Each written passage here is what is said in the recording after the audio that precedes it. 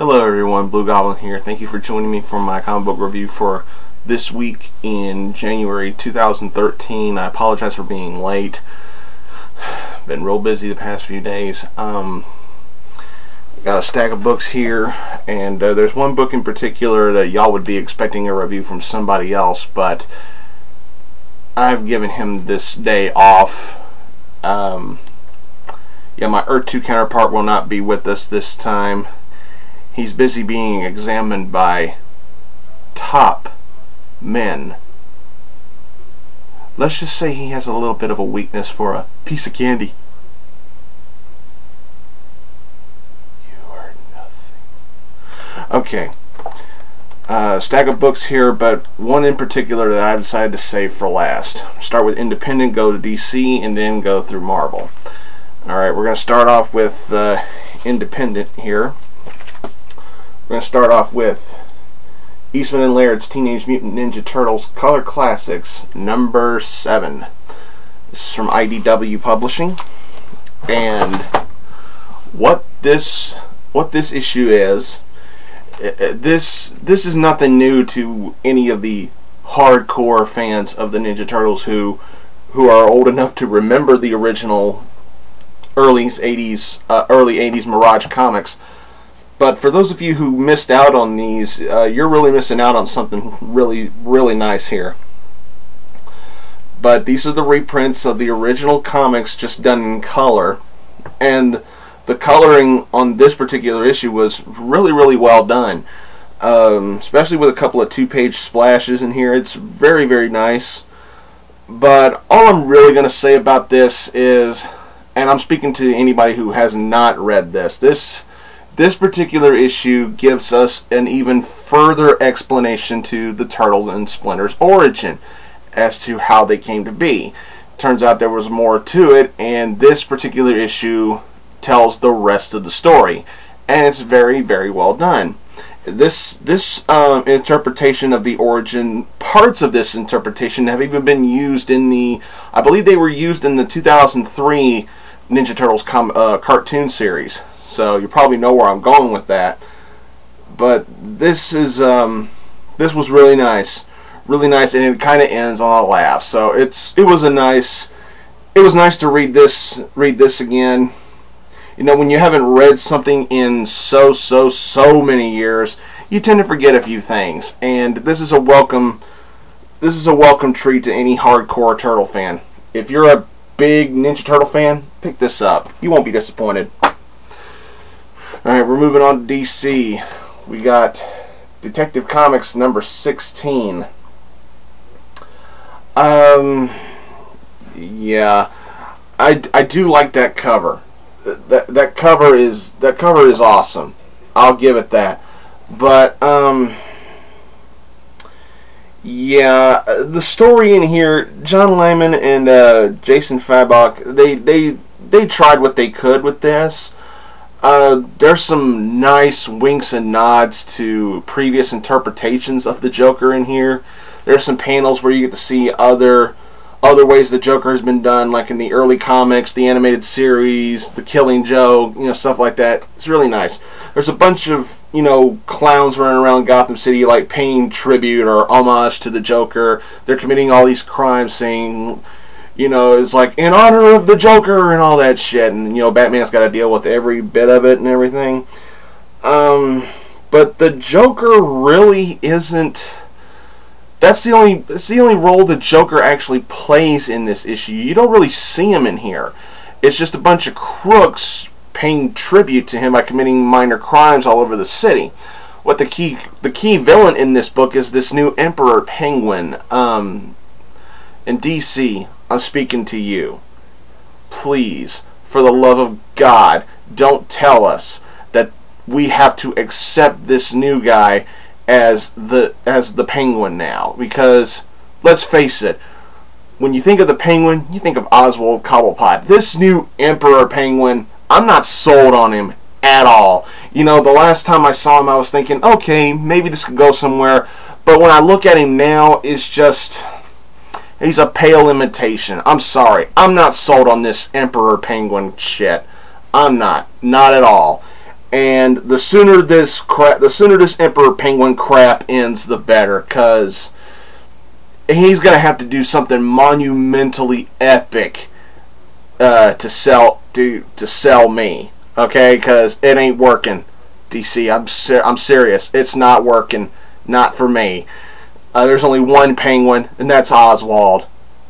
If you're telling us that, and they're even hinting that Oswald got killed, you know, during a mission for the Joker, and I'm like, no, that better not be. They hinted at it. I'm like, you're gonna kill off Oswald Cobblepot and replace him with a new Penguin? Don't you fucking dare, DC. Don't you fucking dare. This book was what it was. I mean, it wasn't terrible, but then again, the misrepresentation on the cover and the Emperor Penguin shit, it just wasn't. It was good, but it just wasn't great. That's just my opinion. Alright, now a book that somebody else would have reviewed had I not taken care of them. We're going to go to Earth 2, number 8. James Robinson, Yildiray Cinar, Ryan Wynn, and Roy Jose. I probably butchered a couple of those names, and I'm sorry. But yeah, Earth 2, number 8, The Fury of Steppenwolf. Get a good look at this girl right here, Fury. Hang on. Let me see if I can get some light in here. Sorry about that. But yeah, get a good look at this girl, Fury. I'm gonna go ahead and spoil it. Fury. This is Wonder Woman's daughter. Her daughter. Okay. I couldn't help but notice that they never once mentioned who her father was, or who her father is. There's no mention of a father at all. And I couldn't help but thinking that her daddy might have been faster than a speeding bullet. Yeah, I'm going there. But Fury is quite the wicked little bitch, if you know what I mean. I mean, this girl has bloodlust, and I mean, she's just wicked. All the way she was raised. We get to see more about the villain, Steppenwolf. Okay, that clicky click sounds annoying as hell. Sorry about that. But we get to know more about this villain, Steppenwolf, and he's not invincible. I'll just go ahead and say that. He's not invincible, but his character really is interesting. I mean, it's not exactly original. I mean, we've seen character development like this before, but this Steppenwolf, this character, he could really be a potential villain for this particular reality, and I'm interested to see how far they can take this character. Very, very nicely done. I'm loving Earth 2. The focus is completely 100% on Steppenwolf and Fury. We have no mention, no sighting, or nothing of the what I would call the Justice Society of the New 52. We have no Green Lantern, no Flash, no nothing. It's only focusing on Steppenwolf and Fury. And you know what? We've had a few issues that focused on nothing but the heroes. I think it's time we had an issue that focused on the major threat of the series, and that's a plus in my opinion. Let's get to know more about this guy. We shouldn't just have 1 or 2 pages, or maybe just a few, like 3 or 4 panels developing this character. Let's go ahead and take a whole issue to develop this character and really build him up to see just how badass this villain could become. And that's a plus for me. I really applaud that from DC. This was good. This was really good. I'm not going to say anything else. Just leave it at that and say pick that up and give it a read. Oh boy. Green Lantern New Guardians Annual #1. Or as my old mentor would call it, give me $5. Yeah. DC, what the hell was this? Look, I'm not trying to knock Keith Giffen or Scott. I'm definitely not trying to knock Scott Collins. I mean, Scott Collins is a great artist. I mean, I like his work. I liked his work with the Flash, especially with the Revenge of the Rogues storyline that happened a few years ago. That was really good stuff. But to me, with a Green Lantern story, Scott Collins' artwork just doesn't work for me. Not with these kinds of characters. Not with this kind of storytelling. It just, with Flash it works. With Green Lantern it doesn't. That's just my opinion. And I really thought that they were going to use an annual to further progress the storytelling of Kyle Rayner, further mastering the other spectrums of the emotional elements. I thought they were gonna take this time to use a book to go ahead and let him learn like 2 powers, maybe love and something else. And what all this was they had Kyle Rayner in the beginning of the book, and then they just brushed him aside, and you never see him again. They brushed him aside and they focused on Carol Ferris, Arkillo, and Saint Walker, who those are good characters, but they focused on them to do an espionage-like story involving another Green Lantern that has somehow been disconnected from the Guardians of Oa and stuff like that. And all this basically was a $5 advertisement or a $5 prequel to an ongoing series that I do not give 2 shits about, that I'm not going to be following. And it's just, really, DC, you made me pay $5 for basically what this was an advertisement for another ongoing series that you're trying to desperately push to make more sales. And to me, I felt like you just robbed me out of $5. This book bored the shit out of me.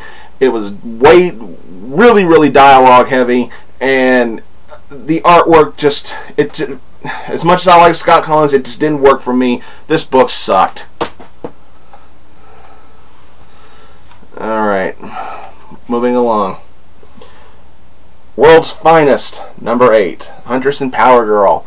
Levitz is still doing a good job with the writing for the most part, and I will always love George Perez's artwork. I grew up with George Perez's artwork. George Perez is like one of my top favorite artists of all time.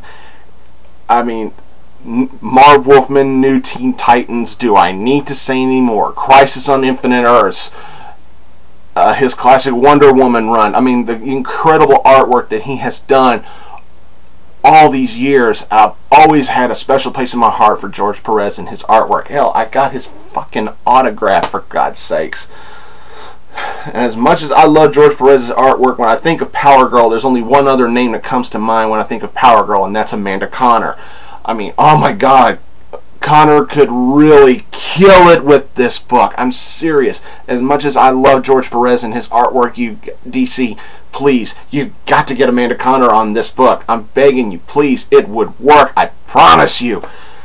But as far as the story goes, it's not bad. I mean, it's basically minor spoilers here. Somebody puts out I'm not going to say who it is, somebody puts a hit out on Huntress, and at the beginning of the book they nearly succeed, but Huntress is willing to show us readers that even though she's wounded, she can still kick your ass, and that's very spot on with the character development. And Power Girl learns of this nefarious plot and decides to do something about it in her own way. I'm not going to say she acts out of character. She acts a little... what should I use here? To me, she came off really cocky and a little bit reckless. I mean, she just went in there swinging, not knowing what to expect, because us Earthlings do have weapons in the comic book world. We do have weapons that can handle Kryptonian beings. But, I just couldn't help but think that Power Girl came off a little bit arrogant at times. Not all the time, but just in 1 or 2 moments she came off looking really arrogant, and I guess she would have to be that way if she's wanting to find out who put the hit out on Helena. Yeah, okay, I'll accept this. This was a nice read, a good one, but But the ending of the book really got my attention because somebody else is going to step in, and woohoo, I'm ready for this. Okay, DC, you got me again with this book. You always seem to really snag my attention at times with this particular series. The last page really got my attention, and I'm really looking forward to the next couple issues. This is going to get good, I hope. This book was okay. This book wasn't that bad. It had its flaws, but all in all, still a good read. Alright. Okay, now we're going to Marvel. I'm going to start Marvel with Scarlet Spider number 13. All the power, none of the responsibility. Yeah, Chris Yost is doing a good job. We got a new artist. Oh hell, I done forgot his name. You know, Ryan Stegman is no longer doing the book. He's doing something else, and I'll get to that. I'll get to that here later. Koi Pham is the new artist, and I'm willing to bet I butchered that name, and I do apologize. But he's the new artist, I would assume, for this series, and his artwork's not that bad. But in all honesty, I kind of do prefer Ryan Stegman's artwork. The story, though, involving Kane with these two werewolf people, it's a bit of a stretch, but I've seen weirder shit in comic books. Not bad. Not bad at all. This issue really helped with one thing I know. With one thing that I know of. It further developed a member of the supporting cast of this book, and that's Araceli. I can't pronounce her name to save my life, but she's the telepathic, comic relief supporting cast member. This particular issue did a really big thing, and that's progress her character. It's always a plus when a comic book pushes and further develops the character of a supporting cast member, and when they do it properly. This really got the attention focused on her. We get to learn more about her. We get peeks, we get glimpses and peeks about how her past possibly might have been, but we don't get every detail, which I think is a plus. We can, further expand this story, not, feel like it's rushed or forced down our throats, and that's good. Kane is trying to, think of himself more like a hero, even though that part of his character has already been done twice now, and there's a moment where Kane's like, I could go for the kill, but he doesn't, and it could cost him dearly. It ended on a dun dun dun, kind of cliffhanger, and it was really, really well done. It's still, even with all that tension, with that drama and everything, this is still a very fun series. I really enjoyed it. I thought it was good, and I'm ready to see the next issue. And that's pretty much all I can say about this. This is really good. The new artist is good, but I prefer the one we had prior. Alright. Moving along to Wolverine and the X-Men, number 23. Yeah, Wolverine the X-Men number 23. This right here is the X-Men breaking out of their psychotic holds and at this killer circus and everything. They're starting to remember now who they were. Although although I have to say, I do find it a bit odd that once they remember who they are, they're like instantly back in their costumes. I'm like, okay, so their outfits that they were wearing while they were under this mental control. So you're saying it was all just like a mental illusion, how everybody else perceived them to look, and now that the mental spell has been broken, it's like their outfits melted off, and now all of a sudden they're back in their X-Men uniforms. Okay, whatever. this is still very fun stuff. I mean, Jason Aaron is still killing it on here, but all it basically was the X-Men versus a bunch of circus zombies. That's pretty much what this whole issue was, and some good development on Heidi, about how far she'd be willing to go, and a really good development for a member of the Hellfire Club who prefers to go under a different name. And I'm not going to give all the details away, but this was a fun read. I liked it. I mean, was it the strongest issue of Wolverine The X-Men? Hell no, but I liked it. It was good. I really enjoyed it. It definitely had its flaws. I still don't understand how they could, like, how their circus clothes just melt off, and there they are in their X-Men uniforms. Like, to me, it would have made more sense if they just remembered who they were and were still dressed up in their ridiculous circus outfits, and then at the end of the issue saying, "We got to get back to the school and get out of this crap." To me, it would have been better if they went that way instead of what we got. To me, that's just nitpicking. But what are you gonna do? I'm just a fan. What do I know? All right, we're gonna end this. I told myself I was gonna save this until the very end, and it's not a pick of the week. I'm not doing no picks of the weeks or nothing this week. I just wanted to shoot straight with this. This is the honest truth. I didn't want to do picks of the weeks or Earth 2 counterpart bits or anything like that. I just wanted to do this, okay, because this is serious. The Superior Spider-Man issue #1.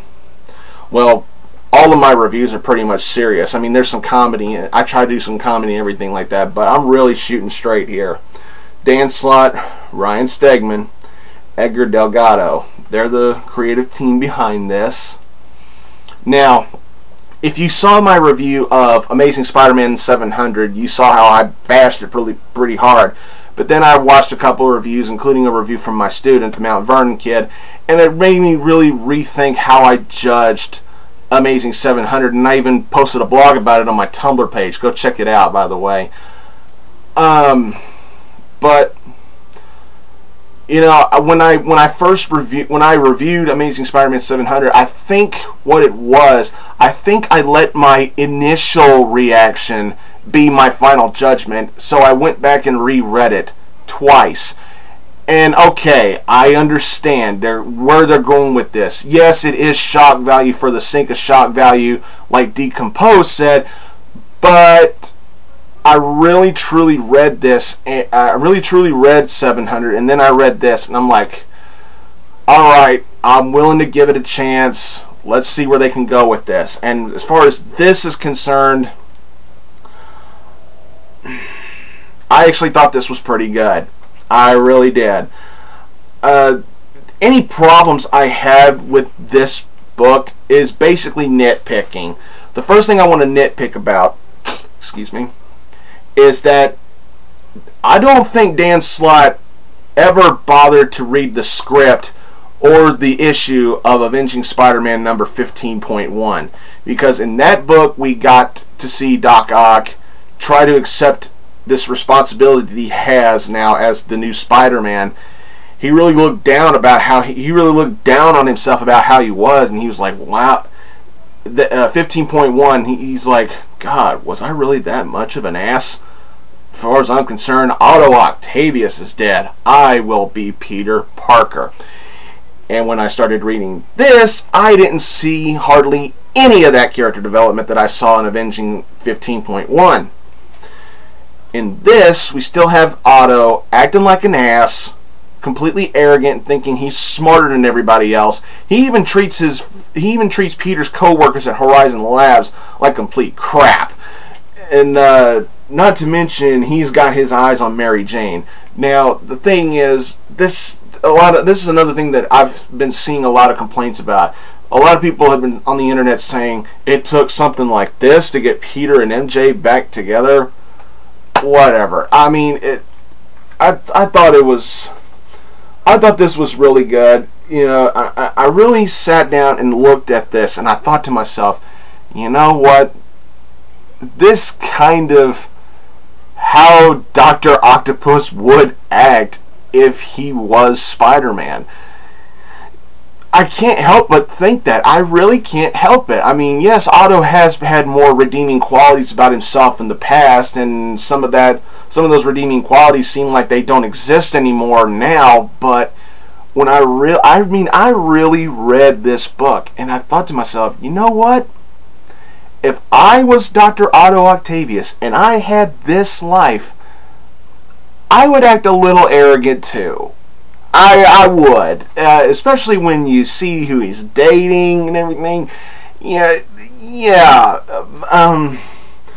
But you know, what's Otto Octavius' first mission as the new Spider-Man? He takes on a new Sinister Six, and this particular Sinister Six makes him laugh in disgust. It's like, you, of all people, are going to call yourselves a Sinister Six. And, you know, he's like thinking to himself, God, how did Parker ever put up with this shit? You know, and the way he uses his brain to take down the Sinister Six later on in the book, and when you really think about it, it's pretty damn clever. Yeah, he does go for lethal shots though, but he pulls back for some mysterious reason, and then this is the problem I had with the book, the ending. Look, I understand Marvel wants to, yeah, I can agree with thumb screws. It does seem like a little bit of a cop-out. I'm not going to lie. I was enjoying this book, and then I got to the ending. I did not like the ending. Based on the simple fact that when you look at the ending of this book, and look at me, I'm a die-hard Spider-Man fan. Spider-Man's my favorite superhero. The ending seemed really, really forced and very rushed. I knew that something like this was going to happen at some point in the series. I did not expect it to happen in the very first issue. Just 1 month after something happened in the Spider-Man universe. I'm trying my best not to spoil this, even though plenty of other internet reviewers have, you know, gone out of their way to spoil the hell out of this book, which I don't really applaud. I will only spoil a book if I feel like I have to, or if I just don't give a shit because the book pissed me off. But I'm trying my best not to spoil this. I was expecting to see this particular ending somewhere later down in the series, maybe like in issue 9 or 10, or maybe like, you know, around that time, because it'll be approximately about a year since this started, approximately. That's when I would like to see an ending like this. To get it in the very first issue, it makes it feel forced, it makes it feel rushed, and it makes it feel like a really big cop-out for Marvel saying, okay, we're sorry, you know, kind of thing. And to me, it makes it makes Marvel look weak. It's like the fans start bitching and moaning, you know, and when a book pisses a fan off, when we pay for a book and it doesn't satisfy, we have a right to complain. But Marvel, sometimes you have to give them respect for not caving in so much. But the thing is, it would have been better if the ending was like Otto going, you know what? I could kill you, but that was the old me. This is the new me. I'm better than that now. That's why I'm superior. If the book had ended like that, I would have loved the hell out of it.